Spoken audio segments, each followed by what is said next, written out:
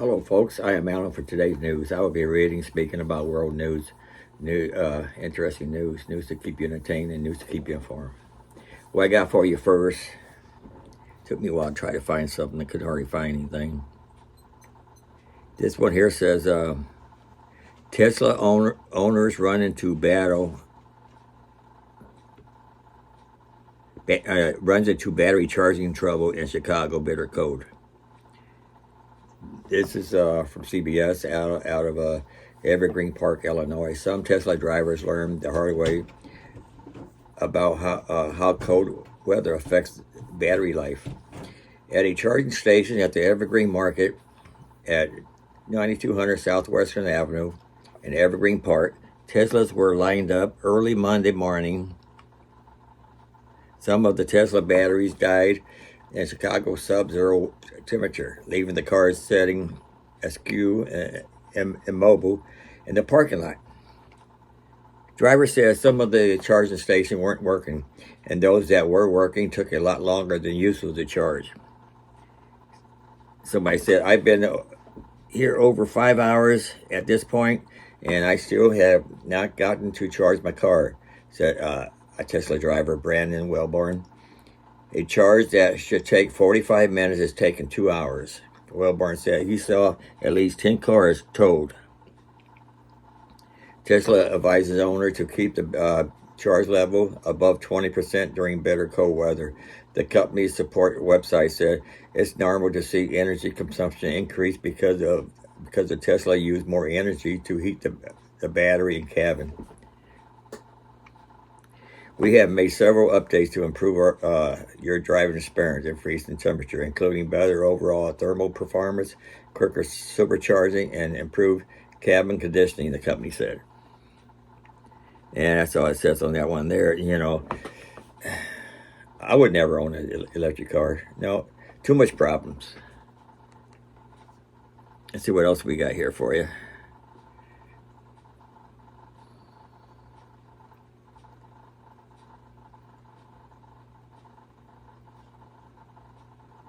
Here's one here. If you got an Audi store in your area,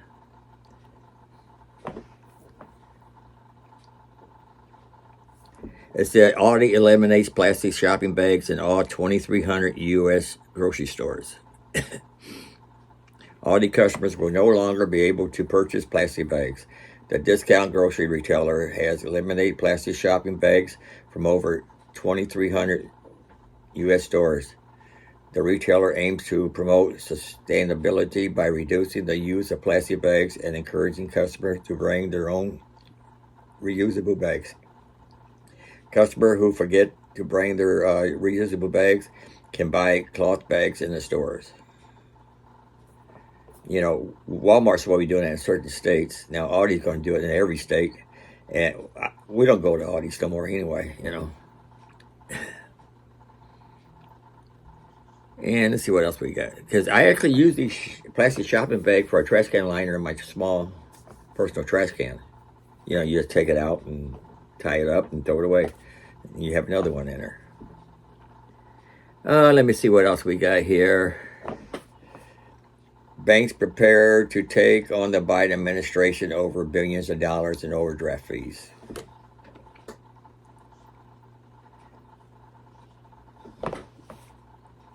And it says here, let me see, my app is opening up. Banks, okay, I read the title to you already. What it says here, this from Ask Anything, it's out of New York. The squabble over billions of dollars in overdraft fees that Americans get charged every year is intensifying.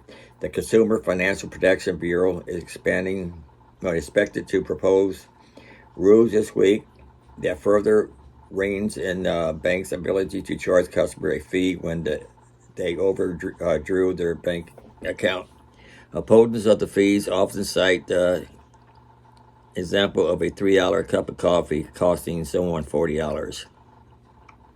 The banking industry is gearing up to fight back with a multi-million-dollar marketing and lobbying campaign.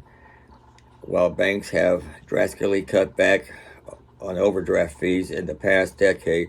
The nation's biggest banks still take in roughly $8 billion in overdraft fees every year, according to the data from the bank public records. The Biden administration has placed overdraft fees at the center of the campaign against what is called junk fees, and it has directed government regulators to do whatever in their power to further curtail the practice. And they got more and more going on there. And let me go on to the next one here. Try not to make this too long.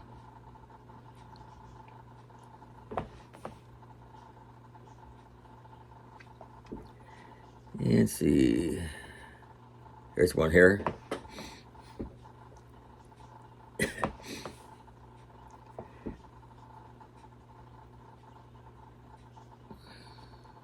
Loads up. Okay. Marjorie Taylor Greene warns of next war coming to America. Republican Representative Marjorie Taylor Greene issued a dire warning on the possibility of the next war in America after Donald Trump's win the Iowa caucus. War is the next move now that Trump won so decisively in Iowa and will continue to dominate. Greene wrote in a post on X, formerly Twitter, ordering to Democrats, Washington is on a desperate last-ditch effort to keep funding their losing war against Russia and have been turning the war machine to Iran. Greene continued, to Washington, war is good business and feeds the defense industry base. The media loves it too. It's great for ratings, and the media keeps viewers screen locked and gripped in fear. And now they have finally accepted Trump is going to win the historic numbers, they will use war as a campaign strategy. But the next war is going to suck everyone in a level none of us want and in ways generation of us have never seen in our lifetimes. On Monday evening, former President Donald Trump was crowned the winner in the Iowa caucus, with the Associated Press calling the race shortly after it had begun. Results of the Associated Press shows Trump receiving 51% of votes, while Florida Governor Ron DeSantis received 21%, and former South Carolina Governor Nikki Haley received 19.1%. And it goes on and on. And let's go to something else now.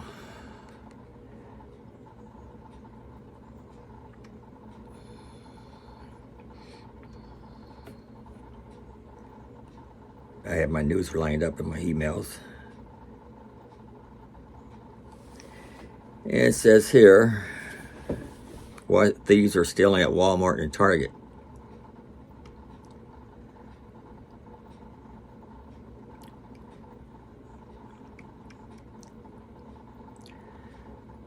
It says here, you can't see this, but I'm shaking my head in disbelief. That's what the article says right now. And I'm pretty sure you will once you hear what thieves are stealing at Walmart and Target stores. Let's see. City Data is just one of the many sites reporting that Missouri Walmart and Target stores are having so many people stealing underwear. Yes, the dinghies, the underwear. Some stores have actually forced to lock them behind glass. Think about that for a second.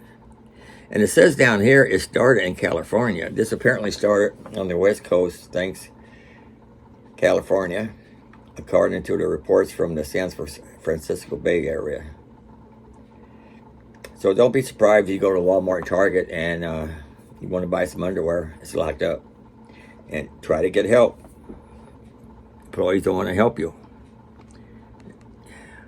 Let's see what else we got here.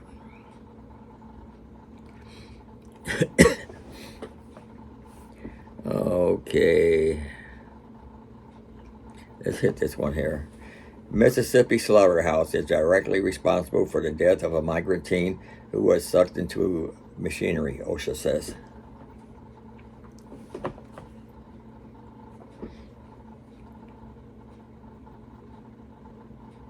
If it loads.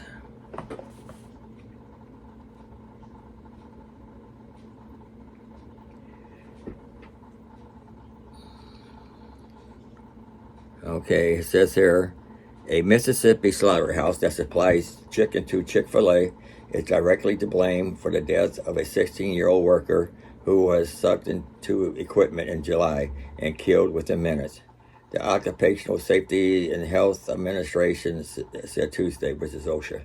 OSHA, an agency within the U.S. Labor Department, said that they had cited Georgia-based Marjack Poultry for 14 serious violation and proposed more than $200,000 in fines.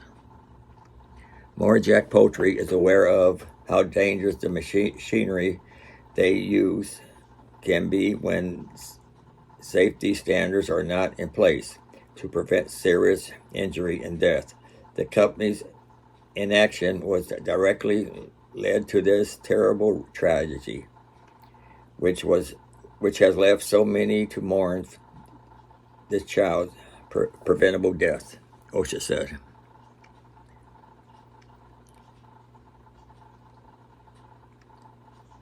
And let's see here.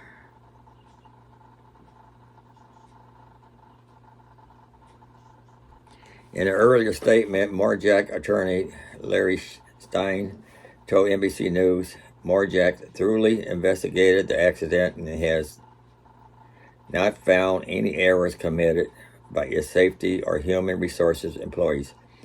It has learned many lessons from the accident and has taken aggressive steps to prevent the occurrence of another accident on hiring underage workers. This is a kid from Guatemala. A representative for Chick-fil-A, which buy chicken from Marjack, could not immediately be reached, but a company spokesperson told NBC News in October, "We are reviewing our own procedures for investigation and response as we pursue the steps necessary to effectively hold all of our suppliers to a high safety standards." Not only is he being investigated by OSHA, but also by Wage and Hour Division.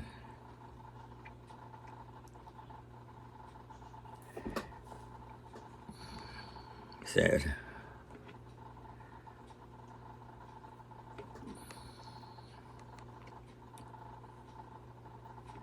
Okay, and then see one more thing to say here.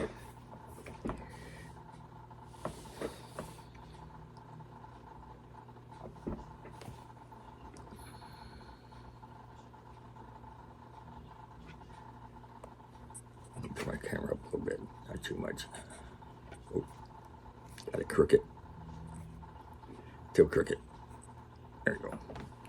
Top, it said here, top U.S. locations to survive a nuclear attack. And what they're saying that not everybody will be able to survive it, but you know, if you're in the rural area, you got a better chance. I'm not gonna read the whole article to you. It says here the United Nations Secretary General has warned that the threat of a nuclear war is back within the realm of possibility. Joe Biden has cautioned for a potential nuclear Armageddon. The Bulletin of Atomic Scientists has moved the hand of the doomsday clock to 90 seconds to midnight, which symbolizes that humankind is closer to destroying itself than it has ever been. With Putin violent actions and deployment of nuclear forces, the threat of catastrophe, global conflict is no longer a far-off dread, but a terrifying possibility. This has prompted people to compensate. I can't say that word. Their safest course of action if such were to develop. And let's see, I was reading something earlier. So, what areas in the U.S. are most at risk? So, where is the safest place to seek shelter in the event of a nuclear war? You may wonder where the bomb might fall if an attack were to occur. Several specific targets would be generally included in an initial salvo of missiles, targets of strategic value, missile silos. So if you live near missile silos, military bases, installation, storage depot, and you are super high risk targets. And it says here, let's see, I'm gonna get down to the nitty gritty here. Characteristic of safe locations. Some relatively safe locations include low population density, distance from likely nuclear targets like military bases, silos, and large cities. Somewhere that provides shelter, such as mountains. Low risk of natural disaster that could compound damage. It said no location is guaranteed to be absolutely safe. If nuclear war and use against the U.S., the odds are that people in all states will be affected. While rural areas may fit many of the above criteria, adequate preparation is still essential, including stocking emergency supply, planning evacuation routes, and establishing protective shelters. So here's seek refuge in the center of or basement of suitable buildings. Shelter and protection are critical for surviving a nuclear attack. Seeking the immediate refuge is critical. If an attack warning were to be issued, you should move as quickly as possible to the nearest adequate shelter location. According to the expert, the safest location are underground or deep within larger buildings. The center or basement levels of sturdy buildings with thick concrete and steel construction provide a significant shielding from many effects of a nuclear blast. Example includes civic centers, commercial towers, parking garages, and subway tunnels. Staying low in these locations reduces exposure to initial radiation from the blast. Inadequate shelter location to avoid. Lightly constructed buildings with large windows cannot adequately protect from blasts or radiation threats. Structures to avoid include big box stores and the like, mobile trailers, vehicles, sheds, or the ground and upper floors of homes. However, ordinary household basements can provide significant shielding from initial radiation. Just don't go back upstairs until the significant danger has passed. Outside areas like streets, parks, and beaches leave individuals completely exposed and are clearly unsafe. Emergency planners say that even basic information about finding cover could save many lives. While no location is guaranteed safe, quick, appropriate sheltering reduces radiation exposures. The best basic advice is get inside, stay tuned.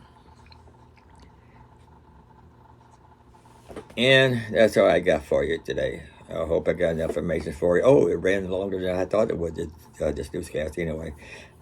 I hope you like what I had, and don't forget to like, subscribe, and come back.